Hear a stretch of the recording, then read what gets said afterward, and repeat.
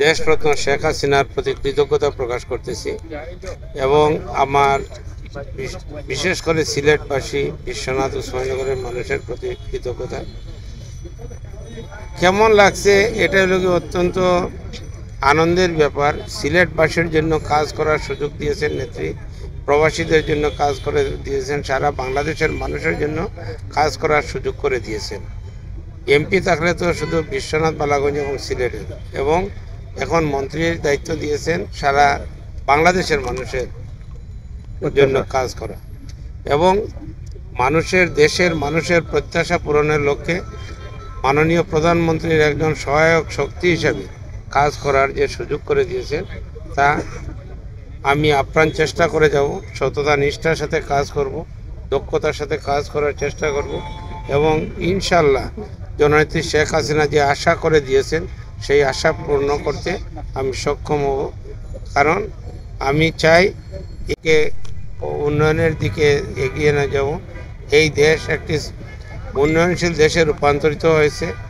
এই উন্নয়নশীল দেশ থেকে স্মার্ট বাংলাদেশ। দক্ষ জনশক্তি বিদেশে প্রেরণ করতে হলে তাদেরকে উপযুক্ত ট্রেনিংয়ের মাধ্যমে দেওয়া উচিত। ট্রেনিং ছাড়া ভালো কর্ম পাওয়া যায় না, কাজকর্ম পাওয়া যায় না এবং বিদেশে গিয়েও বেকারত্ব কাটায়। তাই আমরা বিদেশে পাঠানোর পূর্বে দেখতে হবে কোন দেশে কী ধরনের মানুষ জনশক্তি চাইতেছে, সেই অনুপাতে তাদেরকে ট্রেনিংয়ের মাধ্যমে তাদেরকে পাঠালে আমার মনে হয় দেশে আরও রেমিটেন্স বাড়বে। এবং মাননীয় প্রধানমন্ত্রী আজকেও বলেছেন যে এই প্রবাসী, তোমাকে প্রবাসী মন্ত্রণালয় তুমি সেই ব্যাপারে কাজ করবে।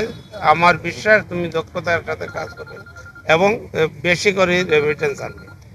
ইনশাল্লাহ আমি সবার আশা পূরণ করতে সচেষ্ট হব, চেষ্টা করে যাব, চেষ্টা চালিয়ে যাব। আমার তো আর কোনো কাজ নেই, আমার একমাত্র একটি কাজই মানুষের সেবা করা।